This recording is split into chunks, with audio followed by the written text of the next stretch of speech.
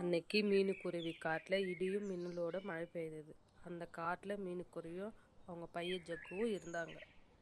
Jug அவங்க அம்மா கிட்ட இப்படி சொன்னான். அம்மா, வெளியே நல்லா மழை வருது.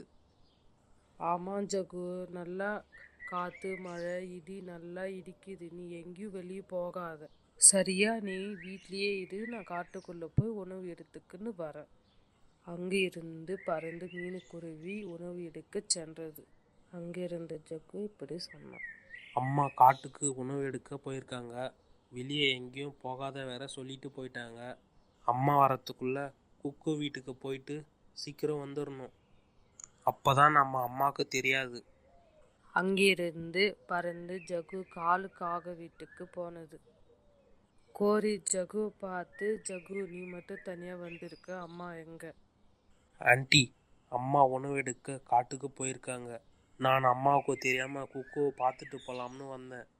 சரி ஆண்டி, டைம் ஆச்சு, நான் கிளம்புறேன், அம்மா வந்துடுவாங்க வீட்டுக்கு. அப்படி சொல்லிட்டு ஜகு வீட்டுக்கு கிளம்பிட்டான். காட்டுக்கு போன மீனுக்குருவி உணவு எடுத்துக்குன்னு வீட்டுக்கு வந்துடுச்சு. மீனு ஜகு கிட்ட, ஜகு வெளியே நிறைய மழை பெய்யுது, 2 நாட்களுக்கு தேவையான உணவு எடுத்துக்குன்னு வந்துட்டேன். காற்று வேற பலமாக வீசு, நம்ம வீடு தாங்குமா தாங்காதா தெரியல. அதே சமயம் காலை வீட்டில் குக்கு இப்படி சொன்னான். அம்மா, அப்பா, நீங்கள் உணவு எடுத்துன்னு வர காட்டுக்கு போகலையா? நாங்கள் போகிறோம், நீ வீட்டிலேயே பத்திரமா இரு. நீயும் ஜக்கு மாதிரி வெளியே வந்தீன்னா அவ்வளோதான், அடிச்சிருவேன், பார்த்துக்கோ, சரியா? நாங்கள் போயிட்டு வரோம். காலுக்காகவும் கோரிக்காகவும் காட்டுக்கு போனாங்க. காலும் கோரியும் ஒரு மரத்து மேலே உக்காந்தாங்க. காலு, இங்கே அதிகமாக மழை வர்றதுனால என்னால் பறக்க முடியல, நம்ம என்ன பண்ணலாம்?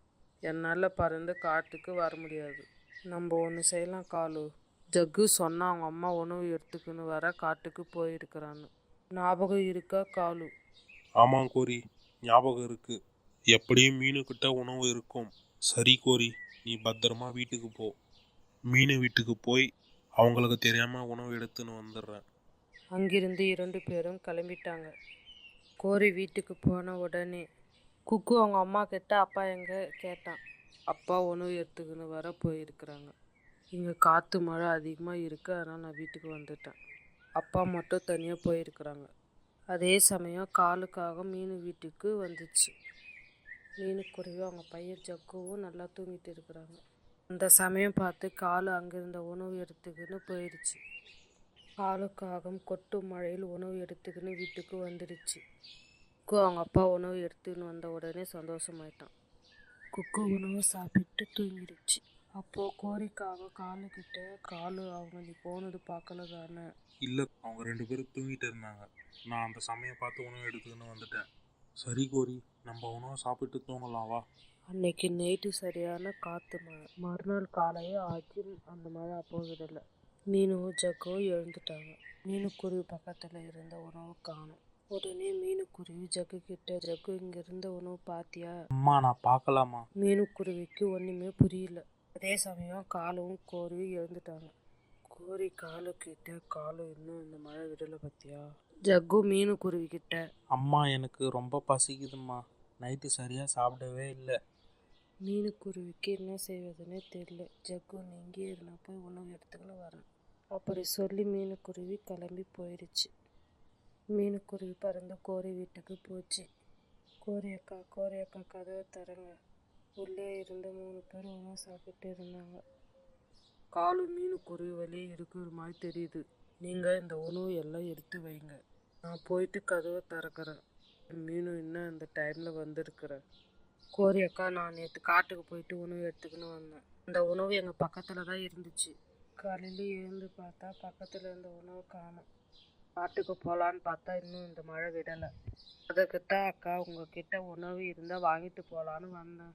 அக்கா, எங்கள் பையனுக்கு ரொம்ப பசிக்குது, உங்ககிட்ட உணவு இருந்தால் கொஞ்சம் தாங்கக்கா.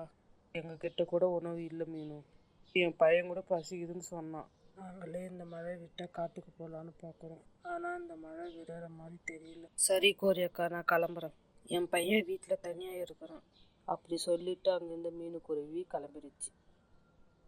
அம்மா நம்ம கிட்ட தான் நிறைய உணவு இருக்குது, அவங்களுக்கு கொஞ்சம் கொடுத்துருக்கலாம்ல. குக்கு, நானே அவங்க கிட்டேருந்து தான் அந்த உணவு எடுத்துக்கின்னு வந்தேன். நம்ம அந்த உணவு கொடுத்தா அவங்க உணவுன்னு கண்டுபிடிச்சிருவாங்க, அதனால தான் நான் கொடுக்கல. அதுக்கு தான் எங்ககிட்ட உணவு இல்லைன்னு சொல்லிட்டேன். நீ அந்த உணவு நல்லா சாப்பிடு. ஜக்கு அன்னைக்கு எல்லாம் உணவு இல்லாதனால தண்ணி குடிச்சிட்டு மட்டும்தான் இருந்தான். இந்த சூறாவளி காற்று காலுக்காக வீடு மொத்தமாக நொறுங்கிடுச்சு. மறுநாள் காலையே ஆயிடுச்சு.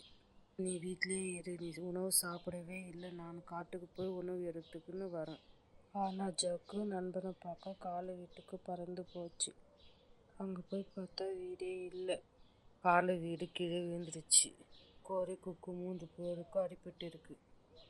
குக்கு குக்கு எழுந்துருடா, என்னாச்சு உனக்கு? கோரி ஆண்டி எழுந்துருங்க. அவங்களுக்கு ரொம்ப அடிபட்டு இருக்கு. அந்த வழியாக மீனுக்குறி உணவு எடுத்துக்கின்னு வருது. ஜக்கு, நீ இங்கே என்ன பண்ணுற நீ? அம்மா, நான் குக்கு பார்த்துட்டு போகலான்னு வந்தேன், ஆனால் அவங்க 3 பேரும் கீழே அடிபட்டு இருக்காங்க. கோரி அக்கா, காலை அண்ணா எழுந்துருங்க. 2 பேரும் கொஞ்சம் கொஞ்சமாக கண்ணை திறக்கிறாங்க. குக்கு மட்டும் எழுந்துக்கவே இல்லை. காலும் கோரி அவங்க பையன் ஏஞ்சிக்கலன்னு அழுகுறாங்க. மயங்கி இந்த குக்கு கொஞ்ச நேரம் பார்த்து ஏஞ்சிக்கணும். காலு அண்ணா, கோரி அக்கா 3 பேரும் எங்கள் வீட்டுக்கு வாங்க போகலாம். உங்கள் வீடு இல்லாததுனால இப்போதைக்கு எங்கள் வீட்டில் வந்து தங்குங்க. இப்போது உங்களால் வீடு கட்ட முடியாது, உங்களுக்கு அடிபட்டு இருக்கு.